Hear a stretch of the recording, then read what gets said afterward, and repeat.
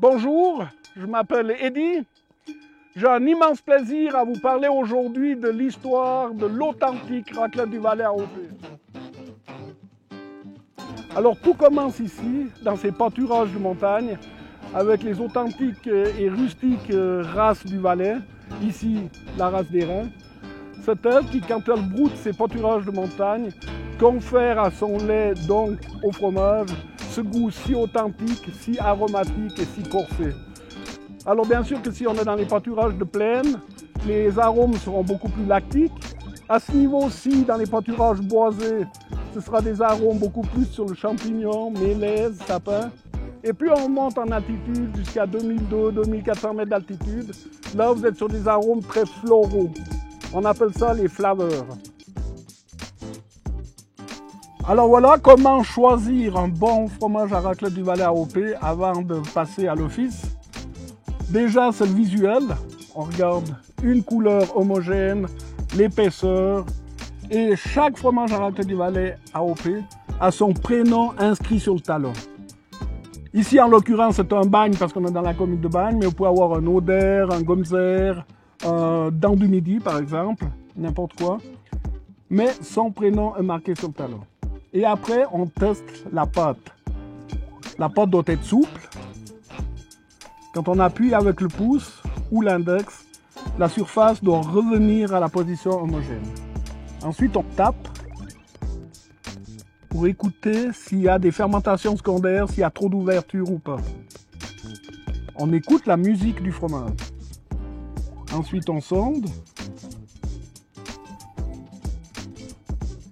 Et là, on va voir la souplesse de la pâte. Ça, c'est un fromage qui va s'apprêter pour la raclette. Regardez comme c'est souple. Pas d'ouverture. Une pâte homogène. Fantastique. Après, on teste la pâte. La raclabilité, ça se teste entre le pouce et l'index. Ça ne doit pas faire du caoutchouc. Ça doit faire comme la pâte à modeler. Et après, on peut déguster. Un goût franc, pur, comme l'eau de source. Et la particularité de ce fromage, c'est qu'il ne contient pas de lactose, il ne contient pas de gluten. Et il est riche en oméga 3, cette protéine si bonne, si pure. Je me réjouis de vous la faire déguster. Alors maintenant, je vais vous expliquer comment préparer la vraie raclette du Valais. D'abord, il faut s'équiper judicieusement. Là, j'ai un four électrique, mais vous pouvez faire la raclette au feu de bois, comme à l'ancienne, ou au four à gaz. Aujourd'hui, on a ce four électrique. La première chose, protégez le support du fromage avec un papier d'alu. Ce sera plus facile à nettoyer au final, et le papier d'alu a la propriété de renvoyer la chaleur. Donc le support du four ne restera pas chaud dessous le fromage. Ensuite, indispensable, le bon couteau à raclette. D'un côté, ça racle. De l'autre côté, ça coupe pour la religieuse. Ce couteau est revêtu de téflon, ainsi ça ne colle pas au fromage.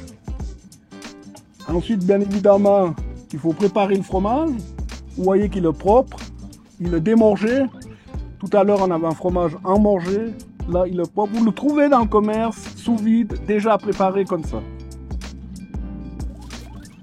Il faut aussi un bon tablier de racleur.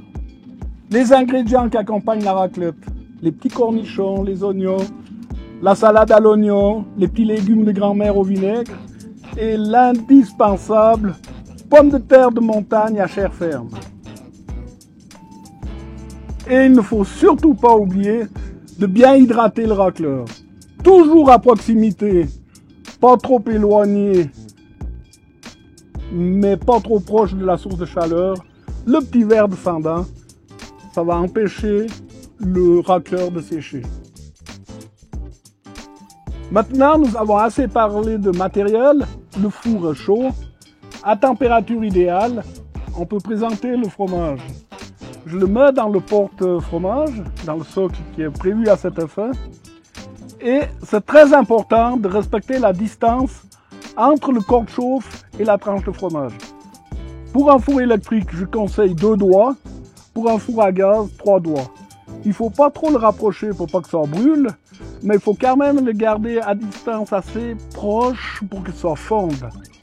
Certaines personnes aiment que la raclette soit bien grillée, mais ce n'est pas ce que je conseille car le goût du brûlé peut dénaturer le goût de la bonne raclette. Et je déconseille aussi vivement aux racleurs de mettre 2 demi-pièces sous le four. Car la demi-pièce qui atteint, forcément va ramasser la chaleur latérale et au bout d'un moment ça va se dégrader. C'est dommage. Un four ou alors mettez un four supplémentaire mais pas 2 demi-pièces sous le même four. Ensuite, il faut attendre que ça fonde gentiment. Là, vous voyez que le fromage commence à cloquer, il fait des petites bulles. Et on est pile dans le timing parce que ça sonne midi au temple.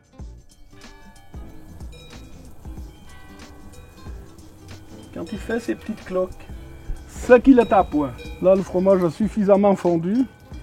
Si vous êtes droitier, vous prenez le fromage dans la main gauche. Avec le bras droit, vous tenez votre couteau. Vous relevez la pointe pour ne pas faire des langues, pas que la pointe du fromage s'affaisse. Très important l'angle du couteau, 90 degrés, et tac. D'un geste rapide et sûr. Et avec le côté tranchant, vous rabattez la religieuse.